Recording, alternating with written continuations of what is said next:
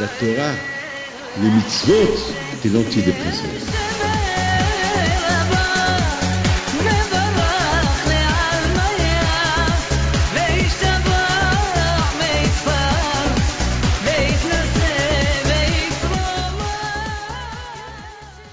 Birshot Moray Verabotai avec la permission d'Hachem. J'espère que vous avez tous passé de bonnes fêtes. Et maintenant, nous reprenons nos habitudes, une fois par semaine, les cours. Aujourd'hui, c'est jeudi, mais si Dieu veut, à partir de la semaine prochaine, vous allez commencer à avoir votre cours le mercredi, parce qu'aujourd'hui, je viens d'arriver des États-Unis, donc je ne pouvais pas faire le cours hier. Alors, aujourd'hui, nous allons parler un peu de deux parachiotes. La première paracha, c'est la paracha de Bereshit, et cette semaine, c'est la paracha de Noah. Et on va essayer de faire une connexion entre les deux parachiotes. Donc, les deux parachiotes, l'une Bereshit, l'une c'est Noah. C'est de Bereshit, elle parle de la construction du monde. Bereshit bara Elokim. Hachem, il a créé le monde. La question, elle est grande. Pourquoi Hachem, il a tant attendu des centaines de milliards d'années pour décider de créer le monde il y a un peu moins de 6000 ans. Ça, c'est l'une des questions que personne n'a le droit de poser cette question. On ne sait pas. Vous savez que le temps, on ne sait pas c'est quoi le temps. Aujourd'hui, on calcule le temps. À un moment donné, le temps n'était pas calculé. On ne sait pas. Donc, Hachem, on dit sur Hachem, Ohaya, Ohove, Boï. Hachem, il fut, il était, il est, il sera. Chez Hachem, il n'y a pas de dimension d'existence. Il y a toujours existé. Lorsqu'on dit exister, on demande combien? Le temps. Chez Hachem, il n'y a pas le temps. Chez Hachem, toujours, c'est Ohaya, Ohove, Boï. Hachem, il était, il sera. Donc, c'est des choses qu'on ne peut pas, il n'y a même pas à discuter. Mais, toutes ces questions-là, un jour, on va les demander à bon Dieu, après 120 ans, il va nous donner des réponses. Comme la question de la Shoah, les gens se posent la question, pourquoi il y a eu la Shoah? On ne sait pas. La Shoah, c'est affreux. Pourquoi Dieu a permis cette Shoah? On ne sait pas. On ne sait pas. C'est pas, vous savez très bien que dans la paracha de cette semaine, de Bereshit, la semaine dernière, pardon, il y a, lorsqu'Hachem a décidé de créer le monde, il a dit, Bereshit bara Elokim. Au début, Dieu a créé le monde. Alors, les malachim, les anges, ils ont dit à Hachem, mais si on écrit dans la Torah Bereshit bara Elokim, c'est-à-dire il y a un qui s'appelle Bereshit, c'est lui qui a créé Dieu. Donc, il ne faut pas dire, il faut écrire Elokim bara Bereshit. Dieu a créé au début. Il ne faut pas dire au début Dieu a créé, parce qu'on risque de croire il y a un qui s'appelle début, Bereshit, c'est lui qui a créé Dieu. Hachem, il leur a dit, eh bien, celui qui veut se tromper, qui se trompe. Celui qui est aussi faux de se tromper, qui se trompe. Encore une fois, il a dit, Na'ase Adam, nous allons faire un homme.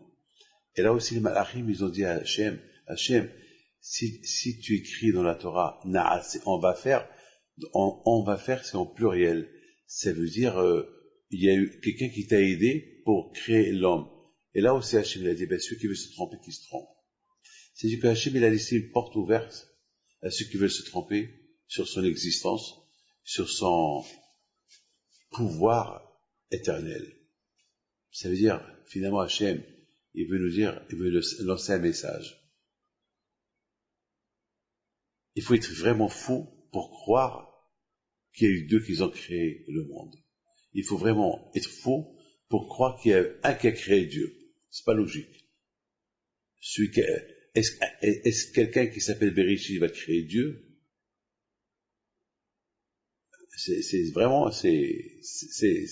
Il faut être fou. Donc Hachem, beaucoup des fois Hachem, il a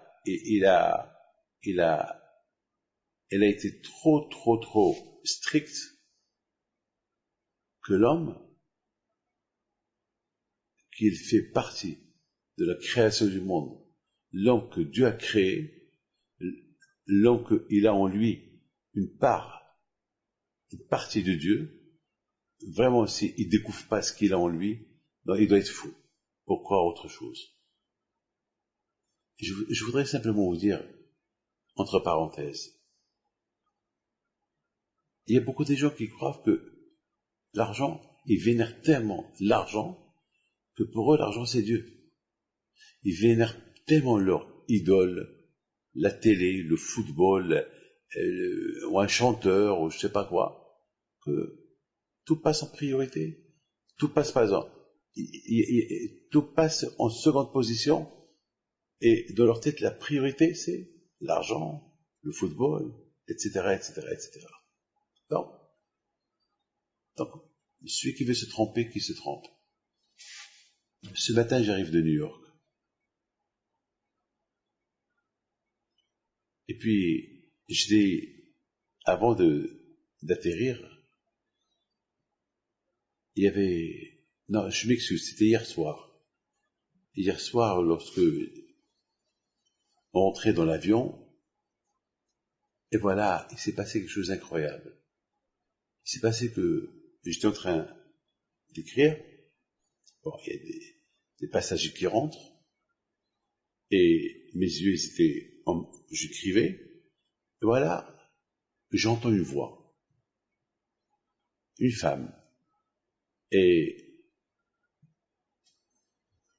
mon cher rabbin, ne croyez pas que je suis un tzaddik, ne croyez pas que parce que j'ai une barbe blanche, je suis loin de mon Yetzirah. Tout le monde a son Yetzirah. Et puis, on dirait que cette voix, je la connais. Et puis, quelque part, j'ai dit, bon, je lève les yeux pour voir qui est-ce. C'est une femme, peut-être c'est honteux, que je lui dis pas bonjour, peut-être elle parle à haute voix pour que je l'entende, pour que je lui dis bonjour. Après, j'ai commencé à réfléchir. J'ai dit, si vraiment elle veut me parler, elle est en train de voir que je suis en train d'écrire. Elle n'est pas bête de ne pas savoir que ma tête, elle est dans l'écriture. Alors, si elle croit que je lui fais la tête, elle doit être folle. Alors, je ne l'ai pas vue. Et finalement, ce n'était pas cette femme que on a cru parce que après, elle était assise derrière moi, et puis, je me suis levé 2-3 fois pour aller me laver les mains, et puis, c'était pas elle. Donc je me suis dit, David, tu as vu, parfois les Tzahara veut te faire quelque chose que tu n'as pas le droit de faire. Alors, là aussi, si Hachem, il écrit au début à créer Dieu, on va pas dire il y a eu un qui s'appelle début, c'est lui qui a créé Dieu. Non. Et celui qui vraiment qui veut croire à ça, avec il croit. C'est qu'il est fou. Alors Hachem il a dit, on va créer un homme, Hachem, et il dit, ben, celui qui veut croire qu'il y a quelqu'un qui m'a aidé pour créer l'homme, avec il croit. Mes amis, la Torah, elle a écrit un livre de Torah, de loi, qui s'appelle les Hamisha Homshe Torah, les 5 livres de la Torah. Dans ces 5 livres de la Torah, il y a beaucoup des histoires. Alors maintenant, la question se pose. Est-ce qu'on a besoin des histoires pour les écrire dans la Torah? A priori, la Torah, c'est le code des lois, comment le juif est juif.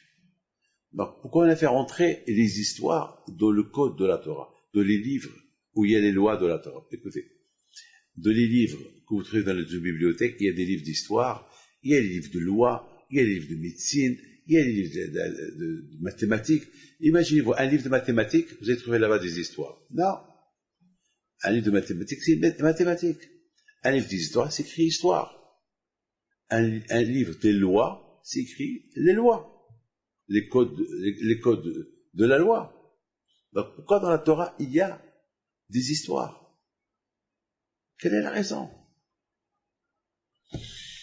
Eh bien, mes amis, il faut savoir une chose, que pour vraiment arriver à respecter les lois d'Hachem, il faut connaître Hachem. Si on ne connaît pas Hachem, comment on va respecter ses lois? Ou bien, pour connaître Hachem, il faut connaître ceux qui ont servi à Hachem, comme Abraham, Yitzhak, Yaakov, ces précédents qu'ils ont servi à Hachem avec tout leur corps, avec sacrifice. Et ça va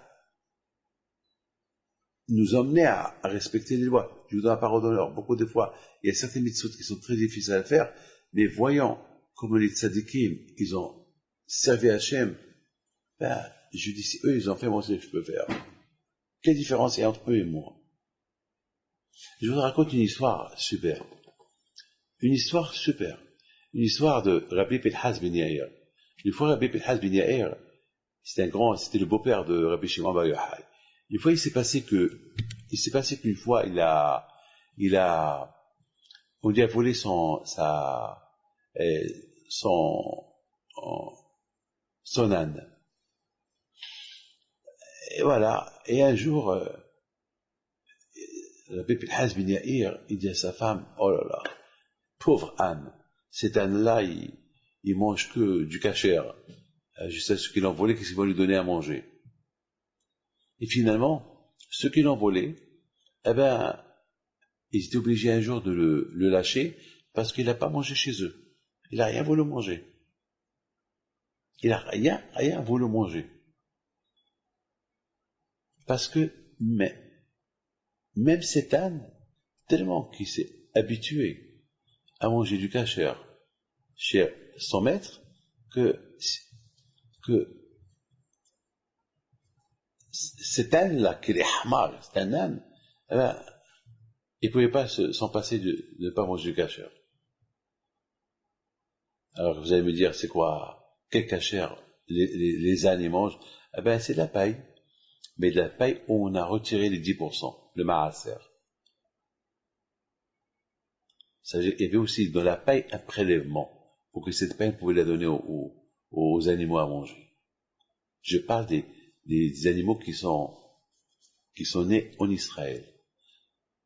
Pas les animaux qui sont à gauche et à droite, dans le monde, non, Israël. Vous imaginez que lorsque je lis cette histoire, ça me renforce. Et je me dis, si je fais pas attention à ce que je mange, l'âne de Rabbi Pinhas ben Yair, il est mieux que moi. Vous comprenez pourquoi une partie de la Torah, il y a des lois et il y a des histoires. Parce que ces histoires-là, c'est eux qui vont donner la force de ces histoires. On comprend qui était Dieu. Les premiers qui ont servi Dieu. Et ceux qui n'ont pas servi Dieu, qu'est-ce qui lui est arrivé comme l'époque du déluge? Noah, Abraham, Yitzhak, Yaakov, Yosef, en Égypte, tout seul, il a résisté toutes les tentations, il est resté un bon juif. L'esclavage, et après l'histoire, comment ils ont reçu la Torah. C'est-à-dire que, dans les histoires qu'on va lire dans la Torah, on va voir que la Torah, les histoires, elles nous donnent des forces pour pouvoir respecter la Torah. Lorsqu'on lit les histoires, on commente les histoires de nos parents, ça nous donne une force pour pouvoir respecter la Torah. Je vous donne la parole d'honneur. Il y a quelque chose qui s'est passé hier à New York. Il y a une femme qui vient me voir hier. Elle me dit, c'est incroyable. Je lui dis, pourquoi? Elle me dit, je vous ai connu il y a 6 ans. À telle et telle date. Et Et comme aujourd'hui, comme la date d'aujourd'hui, vous m'avez fait une bracha il y a 6 ans pour que ma fille se marie, eh ben, elle s'est mariée, elle a des enfants, et vous êtes venu à New York aujourd'hui. Et quelqu'un m'a appelé que vous êtes là aujourd'hui. Alors j'allais lui dire, ben, c'est une coïncidence. C'est ce que j'allais lui dire, ben, c'est une coïncidence. Après, je me suis dit, ben, si je lui dis c'est une coïncidence, ben, je vais casser sa foi qu'elle a en Dieu. Elle a créé, elle a construit une émouna en Dieu par rapport à la date que je l'ai connue et à la date que sa fille s'est mariée et à aujourd'hui, qui est la même date. Et moi, je vais venir, je vais détruire cette émouna. C'est pas normal. Ben, à un moment donné, je lui dis, ben, peut-être c'est pour vous que je suis venu ici. Et ça l'a renforcé encore plus. Ça l'a renforcé parce que vraiment, c'est beaucoup des fois des histoires. On arrive à déterminer notre propre histoire et vivre notre propre histoire et arranger notre histoire par rapport aux histoires qui sont passées à l'époque avec nos parents et comment ils ont résisté les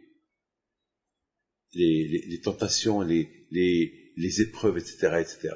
Et donc, vous comprenez très bien que on peut se poser des questions. Pourquoi Hachem a attendu tant Hachem, il a toujours existé. Alors, si on parle d'existence, l'existence, elle n'a pas de temps. Il n'y a pas de temps chez le bon Dieu. Alors, on va commencer, mais pourquoi? C'est vrai, d'accord. Le bon Dieu, il existe, et baissé d'accord. Mais pourquoi attendre tant de centaines de milliards, de milliards, de milliards, de milliards, de milliards, de milliards, de milliards d'années pour créer le monde? Pourquoi? Mais on n'a pas de réponse. Pourquoi? Ben justement, c'est ces questions-là qui vont déterminer la émouna, la foi de l'homme en Dieu. C'est parce qu'il y a plein de questions à se poser. Ah ben justement, à côté de ces questions qu'on peut se poser, qu'on va jamais trouver de réponse, on va uniquement se poser une autre question à côté. Comment on peut imaginer le monde sans Dieu? Comment on peut imaginer notre vie sans Dieu? On ne peut pas dire ici il y avait Dieu. On ne peut pas dire ça. Parce que toujours Dieu a existé. Et c'est là où il y a le Sahara. Ben justement, si on lit la paracha de Bereshit, on va voir que la première femme qu'elle a commencé à avoir des doutes, c'est Hava. Lorsque le Nahash lui dit, dis-moi, Dieu t'a dit de ne pas manger de cet arbre-là. Oui, tu sais pourquoi? Parce que Dieu, il a peur que si vous mangez de cet arbre, vous allez devenir comme lui. Vous allez devenir comme lui. Donc Dieu, ça ne l'arrange pas. Alors elle a commencé à se poser des questions. Mais moi, maintenant, avant qu'elle se pose des questions, maintenant, moi, je me pose des questions sur elle. Mais comment tu crois à quelqu'un qui... Mais comment tu le crois? Mais si Hachem ne voulait pas te créer, il t'aurait pas créé. Si Hachem t'a créé, c'est parce qu'il n'a pas peur de toi. Comment tu peux imaginer que Hachem t'a créé et il a peur que je devienne comme lui? Et c'est pas possible, mais réfléchis un peu. Si moi, si j'ai un diamant et que j'ai peur de le laisser devant quelqu'un, je ne vais pas le laisser devant quelqu'un, je vais le cacher. Je ne vais pas le laisser devant quelqu'un, je vais lui dire, écoute, ne le touche pas. Touche tous les diamants, pas celui-là. C'est pas possible. Si j'ai peur de lui, je vais pas lui laisser, je vais pas laisser ce diamant. L'argument du serpent est lié à la femme, parce que Dieu, il sait que si tu manges, tu vas devenir comme lui. Mais si Hachem a peur que tu deviennes comme lui, pourquoi il a mis l'arbre à côté de toi? Pourquoi il t'a créé, si il a peur de toi, que tu deviens comme lui? Donc c'est un argument qui est bête. Et on a vu que Hava, elle a cru. Comment Hava, elle a cru? La réponse, elle est parce qu'elle n'a pas pensé. Beaucoup de fois, on fait des choses sans penser. Mais si on pense avant de les faire, on va trouver des raisons pour ne pas les faire. Et c'est ça le problème.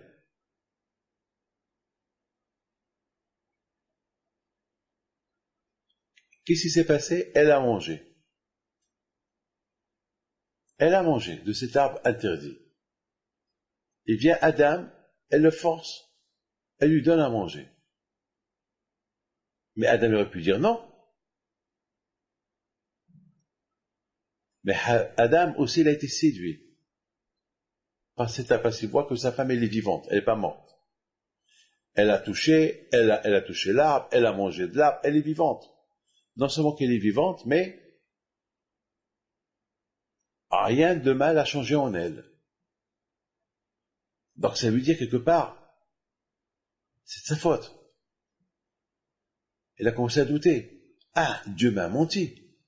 Il m'a dit que le jour que je mange, je meurs. Voilà, elle a mangé, elle n'est pas morte. Mais Adam, pense. Si Hachim t'a dit, le jour que tu manges, tu meurs, t'as pas dit à quelle heure? Et t'as pas dit tout de suite. Et le jour que tu manges, tu meurs. T'as pas dit à quelle heure? Donc peut-être tu vas mourir dans 1 heure, dans un quart d'heure, dans le quart d'heure qui suit, dans l'heure qui suit. Beaucoup des fois, on est devant quelque chose interdit. Alors, on se pose des questions. On se pose des questions. Plein de questions. Oui, non, oui, non, oui, non. Et à la fin, ou on est tenté ou on n'est pas tenté. Mais c'est que la personne et pense les conséquences de la chose. Par exemple, tromper un mari. Ou un mari qui trompe sa femme. Au départ, il ne pense pas. Les conséquences qu'ils vont avoir. Je vous donne la parole d'honneur. Je suis un homme qui a l'expérience en ça. J'entends des problèmes des gens. Et j'entends toujours, au départ, la femme a dit, j'ai un coup de foudre. En voyant ce monsieur. L'homme, il dit, oui, ma secrétaire, j'ai un coup de foudre avec elle et je suis mais ce coup de foudre, il n'est pas venu d'un seul coup. Parce que, il y a eu des choses qui sont passées. Trop voir, parler, et rigoler, et c'est de là. Il y a une relation qui se construit. Mais si ces gens-là, ils pensent des conséquences, si la femme, elle pense que en faisant ça, elle trompe son mari du jour qu'il va le savoir, il va la divorcer. Beaucoup de fois, il y a des femmes qui regrettent amèrement. Et amèrement, mais c'est trop tard. Mais pourquoi t'as pas pensé ça avant? L'homme aussi, après, il regrette amèrement pourquoi il a trompé sa femme, mais il veut rien savoir, elle veut plus retourner avec lui. Même si elle est prête à tout perdre, parce que, ils se sont trahis. Elle a raison. L'homme, ils se sont trahis, il a raison. Mais s'ils auraient pensé, ils ne seraient pas arrivés là. Il y a toujours quelque chose à penser. Adam, pense que si Hava elle a mangé, elle n'est pas morte, c'est parce que c'est pas elle que Dieu, il a dit non pas manger, c'est à toi, Adam. Et toi, Adam, tu as donné l'ordre à ta femme. Mais Hava, elle n'a pas reçu l'ordre direct de Akadosh Baruch Hu. Parce que, toujours, c'est l'homme dominant, c'est Adam. L'ordre, il a reçu, Adam, il a reçu. Mais admettons, même si Hava, elle aurait reçu l'ordre de Akadosh Baruch Hu directement, elle a mangé, elle n'est pas morte.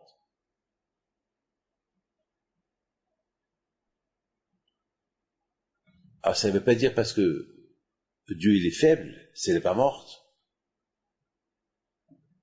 Il se peut qu'il y ait des raisons que nous, on ne sait pas. Que toi, tu ne sais pas. Toi, Hava, tu ne sais pas. C'est pas à toi de rentrer de savoir qu'est-ce qu'il a Hachem dans sa tête. Hachem, il est au-delà de nous. Ben, mes amis, vous voyez, de cette paracha, on apprend plein de choses. On apprend, il ne faut pas se poser des questions, pas trop de questions, ça risque de nous emmener à la dérive, parce que c'est des questions qui n'ont pas de réponse sur la création du monde, sur Dieu, surtout. Des choses, cette paracha nous apprend aussi, malheureusement, lorsqu'on réfléchit pas, lorsqu'on fait une bêtise, les conséquences de la bêtise. Et, et tous les dégâts qui vont sortir de cette bêtise. De l'autre côté, on voit, malheureusement, comment il y a eu la dérive des générations qui sont parties en dégringolade jusqu'à ce que Dieu a décidé de détruire le monde. Jusqu'à ce que Dieu même, il regrettait d'avoir créé le monde, d'avoir créé l'homme. Je me suis posé une question. Mais Hachem, tu vois l'avenir. Hachem, tu sais que tu vas interdire à Adam de ne pas manger l'arbre. Il va la manger. Toi, Hachem, tu sais que Caïn, il va tuer Hével. Toi, Hachem, tu sais que tous les descendants de Adam jusqu'à Noah, tu vas détruire avec le déluge. Pourquoi tu regrettes? Mes amis, beaucoup des fois, on dit, écoutez bien ce que je vais vous dire. D'un côté, la Torah dit que Hachem, il regrette d'avoir créé l'homme et le monde. Et de l'autre côté, tout de suite, la Torah dit, Benoah matzahel be'ene Hachem. Tout de suite, la Torah, elle nous parle de Noah. Et Noah, il a trouvé grâce aux yeux d'Hachem. Alors, il y a comme une contradiction. Dieu regrette d'avoir créé l'homme. Adam, je regrette, Hachem, il dit, je regrette. Et tout de suite, la Torah est terminée. Et Noah, voilà, Noah, il a apparu, un Noah qui est tzaddik. Et Noah, il a trouvé grâce aux yeux d'Hachem parce qu'il était un tzaddik. Ça veut dire que beaucoup de fois ça arrive. On regrette. Déjà, lorsque tu fais une mitzvah, il ne faut jamais la regretter. Il ne faut jamais la regretter. Tu fais une avera, une faute, il faut la regretter. Beaucoup de fois ça arrive que Akadosh Baruch Hu, bien sûr, il sait tout. Il sait tout. Ben justement parce qu'Hachem il sait tout, il écrit tout. Et c'est la raison pourquoi Hachem, dans la Torah, c'est écrit que Hachem, c'est vrai, il a vu qu'il allait y avoir des Risha'im. Mais Hachem aussi, il a vu qu'il allait y avoir des Tzadikim. Hachem, il regrette qu'il a créé l'homme. Ben, de l'autre côté, Hachem, il dit, ben voilà, d'accord. Je regrette d'avoir créé l'homme, d'accord. Mais regarde, il y a Noah, c'est un Tzadik. Donc ça vaut la peine que j'ai créé le monde entier que pour Noah, que pour lui. Et je vais reconstruire le monde de lui. Il y avait une fois un rave qui a construit une grande yeshiva. Grande yeshiva. Et tous les rabbins lui ont dit, mais cette yeshiva-là, pour qui? Qui va venir étudier là? Et il leur a dit, ben, le premier, ça va être moi. Après, il y aura un autre. Alors, les rabbins lui ont dit, alors tout ça pour toi et lui? Il leur a dit, oui, ça vaut la peine. Ouais. Pourquoi Dieu n'a pas créé le monde entier pour une seule personne, qui s'appelle Adam? Alors, quelle différence? Tout ce que j'ai fait là, pour une seule personne, pour celui qui va venir étudier. Mais peut-être celui-là, il va amener d'autres. Et s'il n'amène pas d'autres, je serai là, pour moi. C'est ça, je pense, c'est ça la réponse. Hachem, il y a des moments que Hachem regrette. Pourquoi? D'avoir créé le monde, d'avoir créé l'homme qui va contre lui, comme la génération des déluges qu'ils étaient. C'est écrit dans la Torah, c'est écrit dans la Torah qu'ils ont fait des bêtises. Ils allaient avec des animaux, ils volaient des femmes. L'un ils volaient à l'autre, et pour voler, ils vont tuer. Il y a eu la tromperie, l'adultère. C'est de la folie. Ils prenaient des... C'est pour ça qu'il y a beaucoup des animaux que Dieu n'a pas créés. Parce qu'ils ont mélangé des animaux avec d'autres animaux. Donc il y avait des bâtards, des choses que Hachem n'a pas créées. Hachem a créé une création où ils sont venus, ils ont mélangé la création qu'il a créée Hachem.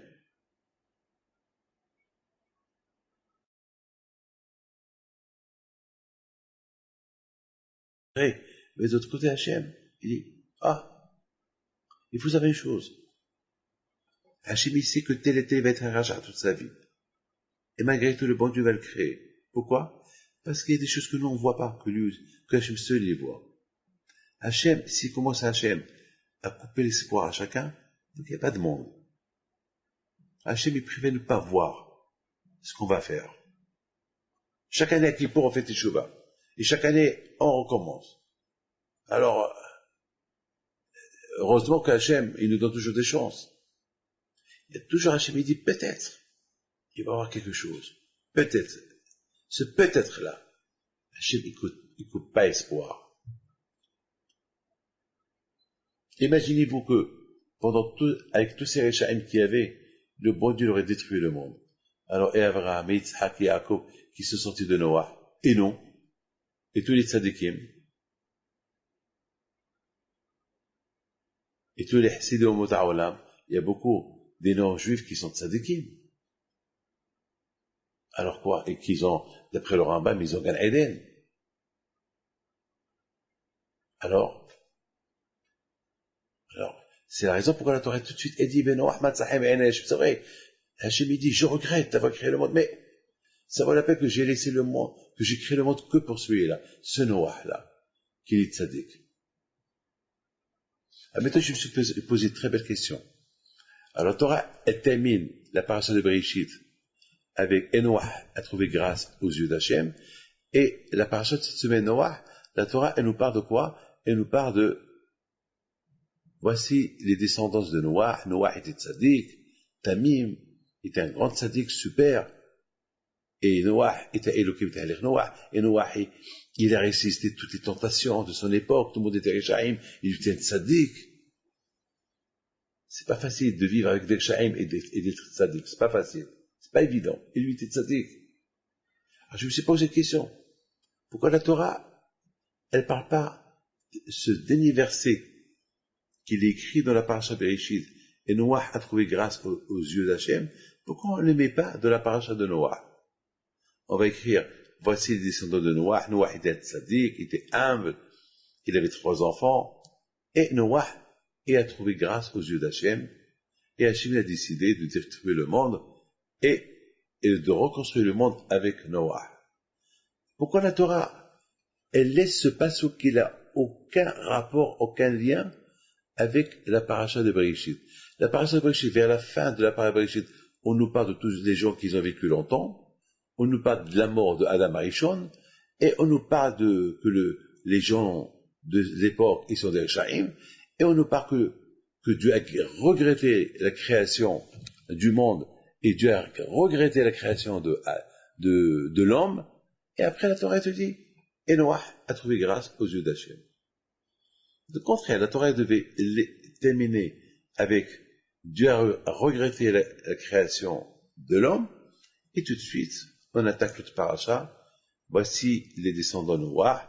Noah était tzaddik, ça veut dire que malgré qu'il y a eu des Réchaïm, quand même, il y a eu Noah qui était tzaddik, ça vaut la peine que le bon Dieu, il revoie, il oublie, c'est pas peine qu'il regrette la création de l'homme, parce qu'après tout, il y a Noah qui est vivant, qui a trouvé grâce à ses yeux, et voilà. Et Dieu lui a construit le monde.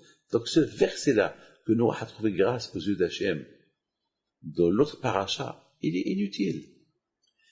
Je vous dis quelque chose. Par exemple, il y a ce qu'on appelle, on écrit des sujets. Quand on termine un sujet, on prend un autre sujet. On ne va pas écrire un sujet qui n'a aucun lien avec un autre sujet, et on commence à l'écrire, et après on attaque un autre sujet, qui a un rapport avec la dernière phrase qu'on a écrit dans le sujet précédent. C'est chaque sujet, il a un titre.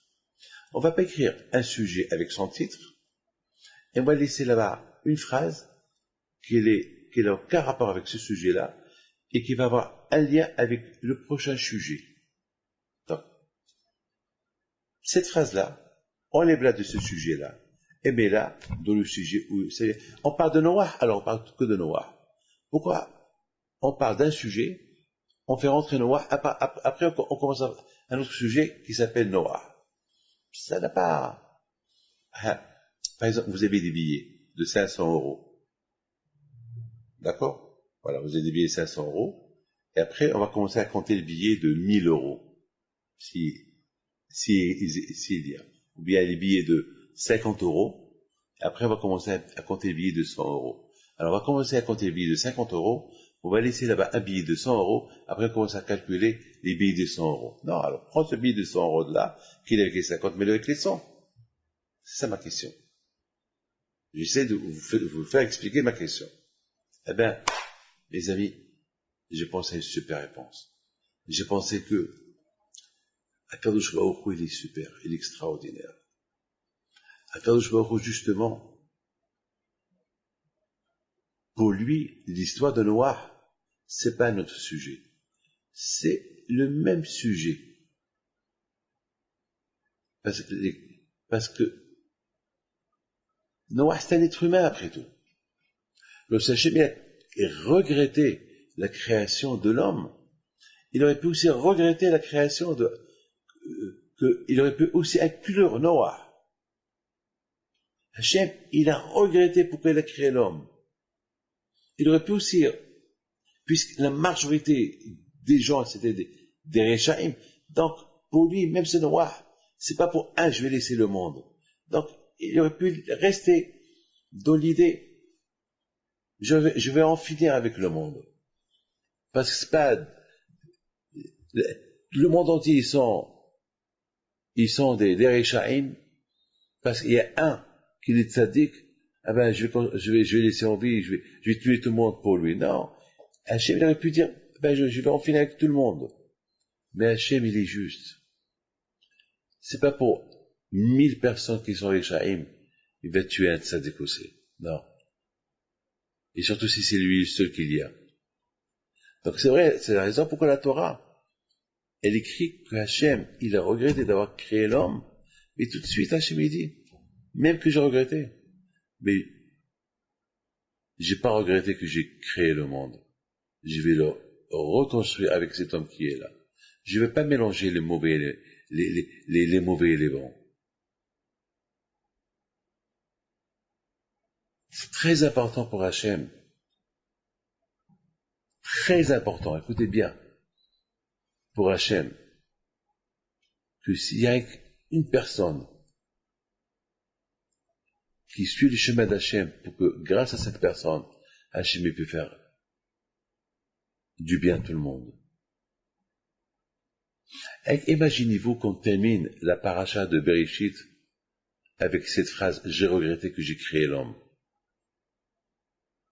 C'est grave pour nous. C'est grave pour le monde. Parce que vous imaginez que chaque semaine, on lit un sujet, une paracha. Imaginez-vous que la semaine qu'on va lire la paracha de Bereshit, on va s'arrêter sur cette phrase-là, et Hachem, il a regretté d'avoir créé l'homme. Vous savez qu'il y a des malachim, il y a des anges qui accusent l'homme. Et ces malachim-là, ils peuvent nous accuser, ils peuvent dire à Dieu, Hachem, tu vois, eux-mêmes, ils ont lu Shabbat, les Juifs eux-mêmes, ils ont lu Shabbat, et Dieu a regretté d'avoir créé l'homme, parce qu'ils sont mauvais, et regarde ce qu'ils font encore. Ils continuent à être mauvais. C'est la raison pourquoi il a voulu que cette phrase-là, elle reste à côté de la phrase que Noah a trouvé grâce aux yeux d'Hachem, à côté de la phrase et Dieu a regretté d'avoir créé l'homme. Pour nous dire que même que Hachem a regretté d'avoir créé l'homme, mais lorsqu'il y a une seule personne qui suit le chemin d'Hachem, pour cette personne-là, Hachem, il est prêt à tout refaire, à tout reconstruire. C'est extraordinaire. C'est deux parachutes. Regardez, la première lettre de la paracha de Bereshit, elle s'appelle Bet. Bereshit, Bet. La première lettre de la paracha de Noah, c'est Nun. Alors si on prend le Bet et le Nun, ça fait Ben. Ben, ça veut dire, c'est le chiffre 52. 52, c'est 2 fois le nom de Dieu. 2 fois 26. Ça veut dire que lorsqu'Hachem a créé le monde, il a vu qu'il va avoir des Rechaim. Et malgré tout, il a créé le monde. Une fois que Hachem, il a encore recréé le monde avec Noah. Hachem, il a vu qu'il allait avoir des Rechaim encore qui vont sortir de Noah. Et malgré tout, Hachem, il a créé le monde. Hachem. Dieu, à la première création du monde, il a créé le monde avec miséricorde. Encore Hachem, une fois qu'il a redétruit le monde avec le déluge, il a recréé avec Noah. Encore Hachem, il a utilisé sa miséricorde, sachant qu'il va avoir des Rechaim. Pourquoi? Parce qu'Hachem, il a vu qu'il va avoir des tzadikim. Et Hachem, il s'est dit, uniquement par rapport à ces tzadikim-là, Abraham, Yitzhak, Yaakov, qui vont sortir après le déluge, je vais maintenir le monde. C'est extraordinaire. C'est extraordinaire. Je voudrais, mes amis, partager avec vous quelque chose d'extraordinaire que j'ai vécu Shabbat dernier. J'ai passé le Shabbat dernier à Capri, en Italie. Et c'est la première fois que je vais en Italie. C'est la première fois que, une fois j'étais en Italie, à Rome, à l'aéroport, mais pas le sol italien. Ça veut dire, je connais pas l'Italie. Surtout Rome, Naples, tout ça, Capri, tout, mais j'ai eu une sensation. Vraiment, j'ai eu une sensation lorsque j'étais là-bas. Je me suis dit, tu te rends compte, David, mais tu te trouves dans l'Empire romain. Cet empire qu'elle a dominé le monde. Cet empire qu'elle a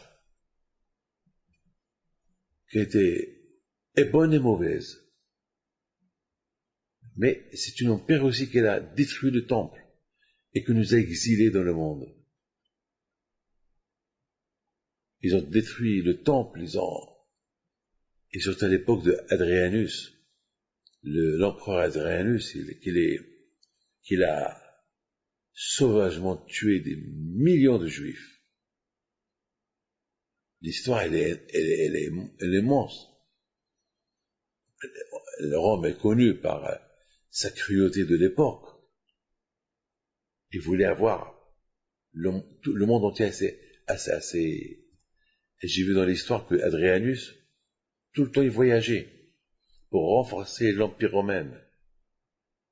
Et j'ai commencé à dire, David, tu te rends compte, tu es à Rome, tu es à Capri, tu es en Italie,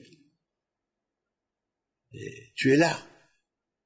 Et à Capri, j'ai donné des cours de Torah, j'ai fait le Kiddush, on a fait Shabbat. C'est Adrianus, ces empereurs romains qui n'ont pas voulu qu'on respecte la Torah, et celui qui a étudié la Torah a été assassiné, tué comme Rabbi Akiva, comme Rabbi Gamliel. Et on est là, on donne des cours de Torah, on fait Shabbat, on s'élève un mariage. Et c'était un mariage des gens qui ne sont pas religieux. Mais je donnais une condition. Je veux que toutes les femmes se couvrent. Tout le monde a eu des chalets, des châles pour se couvrir. Et j'ai fait.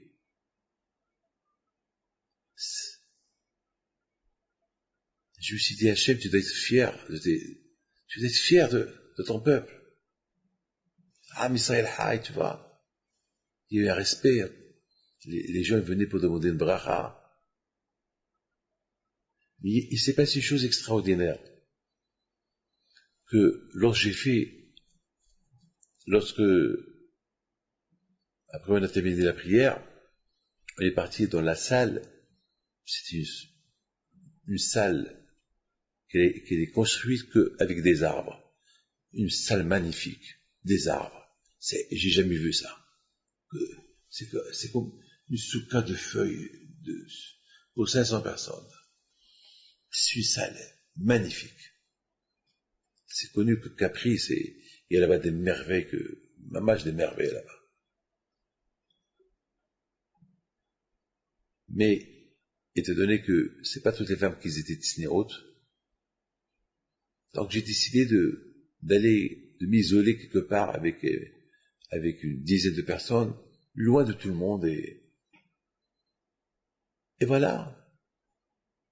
Le temps qu'ils m'ont arrangé où je devais être, j'ai commencé à faire, alors, on entendait le bruit de tous ces gens le bruit des gens qui parlaient, et soudainement, il y avait un silence. J'ai rien compris pourquoi il y a eu ce silence. Bon, moi j'ai commencé à faire mon kidouche, et il s'est passé que, pendant que moi je faisais le kidouche, il y avait quelqu'un d'autre qui faisait le kidouche pour tout le monde. Et au moment que moi j'ai terminé mes Kadesh à Shabbat, ce monsieur aussi qui fait le kidouche pour les 300, 400, 500 personnes, lui aussi, il a terminé avec moi, et après tout le monde a commencé à parler. J'ai commencé à dire, c'est la grandeur de Dieu. Parce qu'on ne s'est pas consulté qu'au moment que moi je fais kidouche, je fais kidouche. Ça veut dire, Hachem est venu nous dire, tu vois David, toi tu es religieux, eux ils sont pas religieux, mais voilà, j'ai fait ce que vous avez fait kidouche ensemble. Lui il a fait pour eux, toi tu as fait pour les tiers, et finalement, toi tu as fait pour eux, lui, l'autre il a fait pour toi, et c'est Am Israël.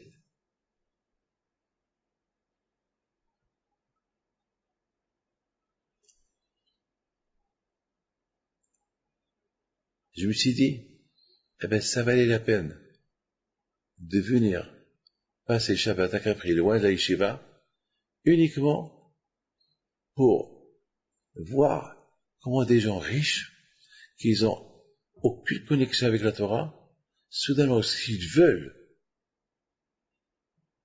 être soumis à la Torah, ils sont soumis à la Torah. Vous imaginez moi qui leur dis, il faut faire ça, il faut faire ça, il faut faire ça. Et le Hatan, il a fait à la lettre ce que j'ai demandé. A priori, Dieu me donnait une gifle. Il aurait pu me dire, va-t'en d'ici. Et d'ailleurs, s'il voulait faire tout pas caché, il aurait pu le faire. Mais tout le monde, à part quelques personnes, je dis pas tout le monde, une grosse partie ne mange pas caché. Et moi, je lui dis, étant donné que c'est moi, tu m'as invité, et je lui dis que c'est moi qui décide, avec les conditions que tu as acceptées, pourquoi il a accepté? Il me dit, Rabbi David, ce que vous dites, je le fais. Je vous raconte une histoire. Alors, je l'ai connu. Il avait un problème. Après, bon, Hachem, ça s'est arrangé son problème. Je lui ai donné quelques conseils. Après, je lui ai dit, si tu veux, voilà mon talit, je te donne, tu te maries avec. Il me dit, alors, si je me marie, c'est toi qui me maries. Et je lui ai dit, si c'est moi qui te marie, alors ça va être selon mes conditions. Il m'a dit, selon tes conditions. Et grâce à Dieu, quelques mois plus tard, je lui ai offert mon talit,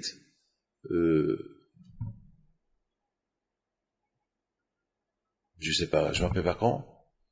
Quelques mois plus tard, c'était Kippour. À Kippour, il l'a mis. Après Kippour, il a connu sa femme. 6 mois plus tard, il s'est marié. Je lui dis, rappelle-toi, tu m'as dit si je viens, sinon c'est mieux que je viens pas. Fais ce que tu veux. Il m'a dit, non, je ne vois pas mon mariage sans vous, Rabbi David. Alors ça va être mes conditions. Ça va être selon vos conditions. Et toutes mes conditions, il les a. Et tout le monde savait qu'il y a mes conditions. Ça veut dire que le juif, finalement, s'il veut, il peut se soumettre à Hachem. Il faudrait savoir comment le prendre.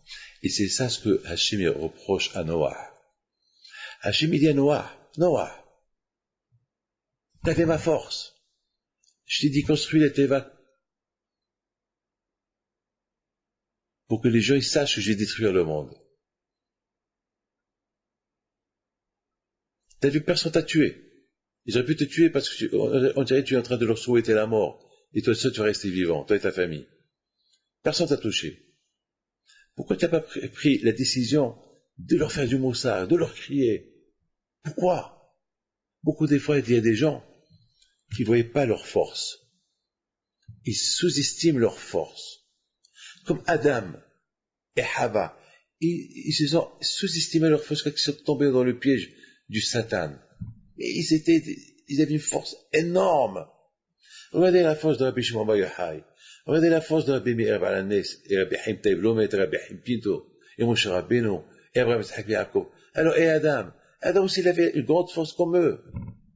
Comme que ces tzadikim, ils n'ont pas fauté, Adam aussi, il aurait pu ne pas fauter. Mais il n'a pas imaginé les forces qu'il avait. Et surtout, il n'y avait pas encore le Satan. Le Satan n'avait pas encore ses pouvoirs. Mettons le Satan a ses pouvoirs. Lorsque le juif, il veut vraiment être bon, eh bien, il peut être bon. Lorsqu'il veut résister aux tentations, il peut résister aux tentations. Regarde la preuve. Noah. Hachem, il dit à Noah, il reproche à Noah. Hachem reproche à Noah. Mais Noah, tu vois pas les forces que tu as construit un bâtiment énorme. Tous les animaux, ils sont venus. Tous les appelés sont tous venus. Tu aurais pu faire, et tu aurais pu donner un cours de Torah. Tu aurais pu alimenter le monde entier à faire une grande teshuva. Mais tu t'es sous-estimé. Tu as estimé tes capacités pour construire la teva, et tu n'as pas estimé que ta capacité pour rendre les gens dans le bon chemin de la Torah. Tu les as, ces Rechaim, ils sont tous morts Rechaim. Et c'est à cause de toi, Noah. Tu t'es sous-estimé que tu n'étais pas capable. Il y a beaucoup de gens qui disent, je ne suis pas capable. Pourquoi je ne suis pas capable? J'ai sûr que tu es capable. Regarde ce monsieur-là. Ce qu'il a fait à tout le monde, à tous ses invités, mais il faut le faire. Donner à tous ses invités du kasher, faire kiddush, les faire prier. Toutes les femmes qui se couvrent à côté des femmes, ils étaient habillés en Chanel, Christian Dior, le défilé militaire féminin, toutes les plus beaux vêtements du monde. Toute la richesse du monde était à Capri. Tous les avions privés du monde, ils étaient à Capri. Et personne n'a dit non. Le marié, il a dit, Rabbi David, il va nous marier, et il veut que toutes les femmes, il n'y ait pas d'ONU. Ils ont écouté. C'est une force. Et j'ai donné un cours. On a été super content tout le monde. Après, tout le monde venait pour des brachot. Alors, je dis à tout le monde, il faut demander une bracha à la Kala. Tout le monde a couru chez la Kala pour demander une bracha. Les Juifs, il a les Mouna. Les Juifs. Lorsqu'on veut montrer des forces, on a ces forces. Les amis, vous avez bien compris maintenant ces deux parachutes qui sont super. Le lien entre Bereshit et le lien entre Noah. Bet Nun, quand je voudrais utiliser ces miséricordes pour maintenir le monde jusqu'à maintenant. Jusqu'à maintenant. Hachem, El Rahom Hanon. Hachem avant, Hachem après. Que le bon Dieu vous protège, que le bon Dieu vous aide. Vous tous, vous avez le courage, vous avez la force. Ne vous sous-estimez pas. Vous êtes incapables de faire mikvé, nida, métit filin, se lever le matin, prier, manger kasher. Vous êtes tous capables. Vous avez des forces. Et si vous voulez, vous pouvez. Et le jour que vous allez réussir, eh bien, le bon Dieu va dire, eh bien, ça va la paix que j'ai laissé le monde, que j'ai maintenu le monde, que pour vous, que pour toi. Chacun c'est un monde. Que Dieu protège. Amen. À la prochaine, si Dieu veut, la paracha de l'Echler.